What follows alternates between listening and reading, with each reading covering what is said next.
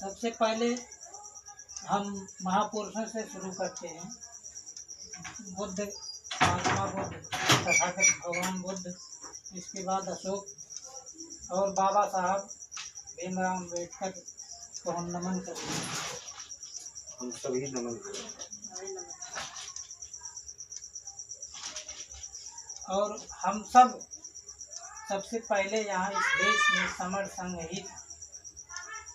यह हम लोग थे। बुद्ध के पहले भी समर संघ था। तो समर संघ के बाद बुद्ध ने अपने ज्ञान प्रज्ञा से इन्होंने बहुत मेहनत किया। कुछ कहानियाँ उसके पीछे रही हैं। तो इन्होंने जनप्रिय बौद्ध धर्म को अपनाया और अपने ज्ञान से इन्होंने उसको आगे बढ़ाया। इसी को आज हम बौद्ध धर्म के रूप में मानते हैं। और इसके बाद जो है इसी दिन 5 लोगों के इन्होंने 10वीं के दिन बुद्ध भगवान ने दिया था धम्म चक्र प्रवर्तन इसे कहते। तो अब यही चीज़ें बाद में अशोक ने स्वीकार किया 10वें दिन। आपने बताया बुद्धं शरणं गच्छामि। हम बुद्ध की शरण में जाते हैं, यानी बुद्ध की बातों को मानने के लिए कोशिश करते हैं। धम्म की शरण में जाते हैं, यानी धम्म जो धर्म तो इन्होंने बनाया। धम्म माने रास्ता। उस रास्ते पर अच्छे जीवन के लिए हम कोशिश करते हैं और इस चीज को हम संघ में करते हैं, जुट के सभी लोग। जैसे पहले हमारा चलता था, आज भी संघ में एकजुटता के लिए हम इस बात को करते हैं।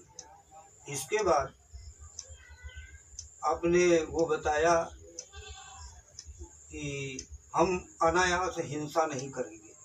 ये अच्छे अपने जीवन के लिए और हर जीव जंतु के लिए उपयोगी चीज है कि हम जहाँ तक हो सके अनायास के हिंसा उनसा से बचें।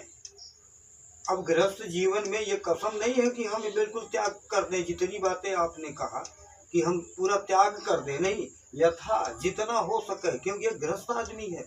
गृहस्थ आदमी वो ये तो भंते लोग जो हैं बौद्धिस्ट शिवरधारी वो सारा पक्का कर सकते हैं, लेकिन हमारे क्या है, हमारे लिए इनका उपदेश है कि हम इन खराबियों से बचें। हम चोरी से बचें, हम झूठ से बचें, व्यभिचार से बचें, नशा से बचें, है ना, जितना बच लें अच्छे जीवन के लिए। और इसके बाद आपने जोड़ा उसमें कि हम गंध सुगंध इन चीज़ों से, नाच गाना से, है, बड़े आरामदेह जीवन से, आलस से, वही हुआ ना।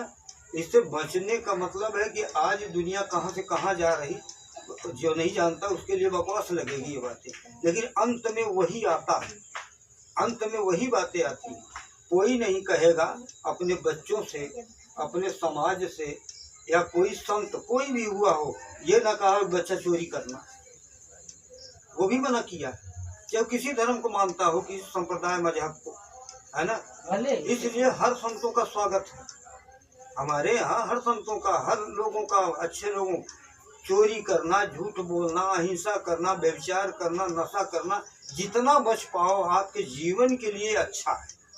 आप कितना मानते हो ये आपके ऊपर, लेकिन ये हितकर है आपके लिए, है ना।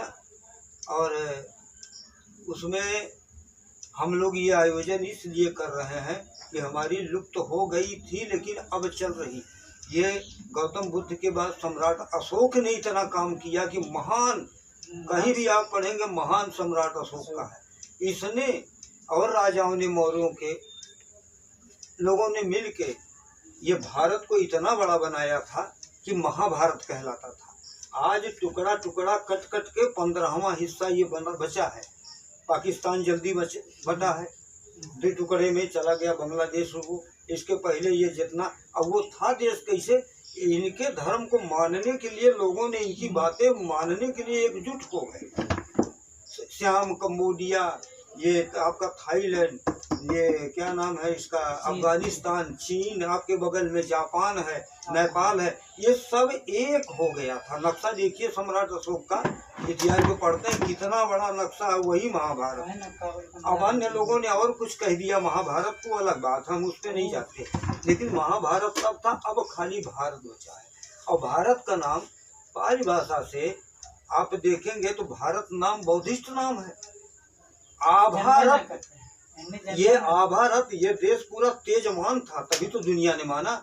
ज्ञान था, धन था, बुद्धि थी, तो तेजमान आ को निकाल दीजिए। जैसे किसी का नाम सत्यदेव है तो लोग बचपन में 60 में कह देते हैं, तो 60 नाम पड़ गया भारत। किसी बड़ा नाम का छोटा लोग बना देते हैं। अमिताभ बच्चन नाम है लेकिन अमिताभ लोग या बच्चन कह देंगे 60 में, तो आभारत इसका नाम था, लेकिन आ निकाल दिया तो वही भारत बचा है। ये भारत शब्द पाल से हमारी